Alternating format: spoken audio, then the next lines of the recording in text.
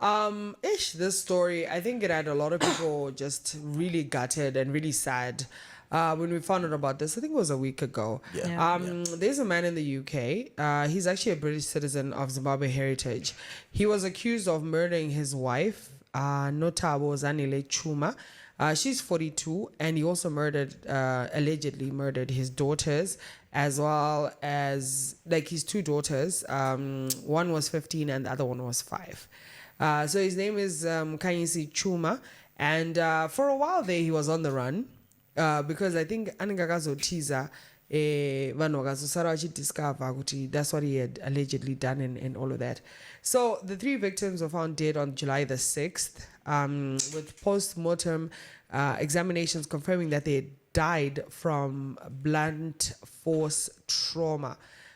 So police say that Tshuma left the UK on the 5th of July, and he flew to SA via Dubai before allegedly purchasing an unlicensed firearm in Johannesburg, which investigators believe that he may have intended to take his own life.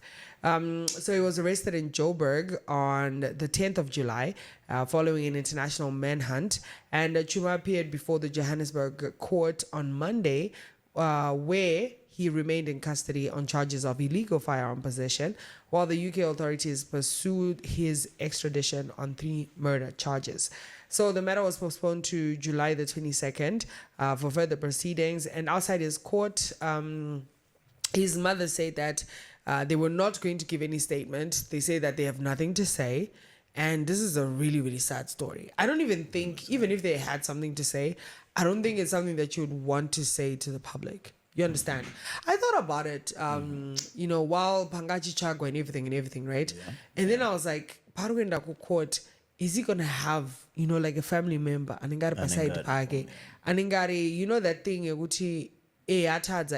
say, but is there a love, even Munaita, you can still not really approve their actions, but still stand by them. Being there.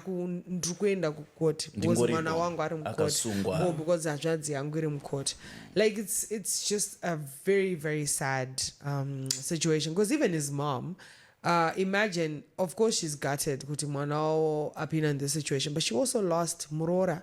She also lost 2 Wazukuru, Quite sad. So yeah, that's the situation that we're dealing with in the past week. And it made international headlines, eh? Yeah. A lot of people are talking about this. A lot of people are talking about it. And one of the key headlines is when Britain calls, SAPS answers. Mm-hmm.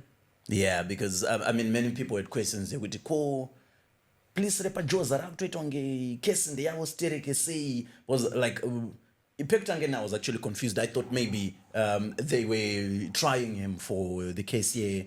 Yeah, the alleged murders. Only to realize that I in South Africa. Yeah. And now the funny part is the South African Police Service has issued a statement to say kuti kana kurukunzi azunzi charged guilty and on the matter of the possession of the firearm and he's supposed to serve in South Africa before he's extradited back to the UK. That's what they said. For me, it's the because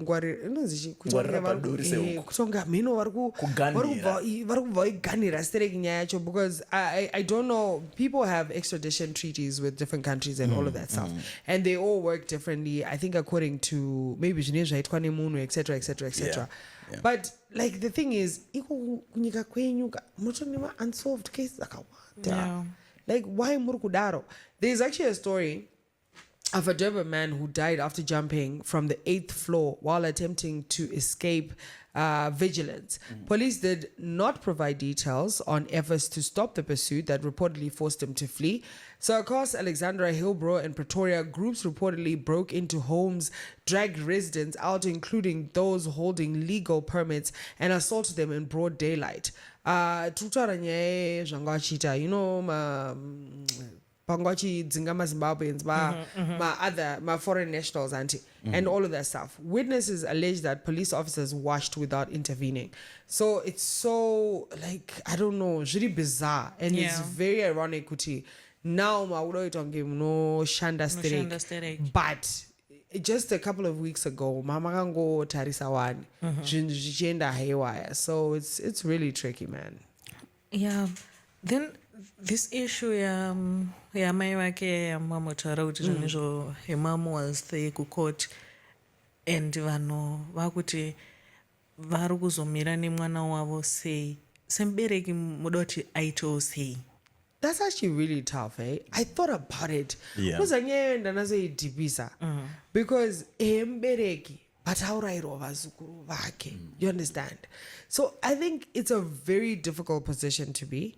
Because as a mom, you're supposed to unconditionally love your child. Yeah. And I feel like a lot of people, where they don't really understand is you can love someone and not support their actions. Exactly. Thank you so much. You can love Thank someone you so much. and say kuti uyu mwana wangu ndakamuzvara ndakaita sei, asi me standing here, I'm not in any way endorsing what my child did, but I'm there because I am his mother.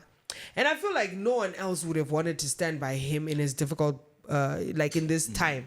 Kuti mashamwari ake, even my relatives. And I feel like the only person who could have been brave enough To be there. would have been just his mom. Yeah. Yeah. And the idea of standing with someone in circumstances like this is not the same as, like you say, Butterfly, standing with their actions. Now, we are standing with them to say, okay, iyama yangu. And inini ndakamira apa kuti ndiri kubvuma kuti iyama yangu, but handisi kuti zvaakaita zviri right. Ndiripo because in such a moment, anditi, they are not alone. They are not an island. I still have to be there. And munhu waka, especially in this scenario, like you were saying, kuti vanhu vari alleged kunzi ndiyakauraya and stuff. Iyama futi. Padhuze, it's immediate family. So we've got to be there. We've got to.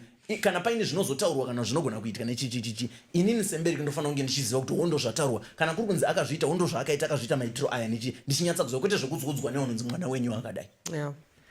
Yo, it's just crazy. But we are going to be keeping you updated as the story progresses because I think he's going back to court on the 22nd of July. Yes.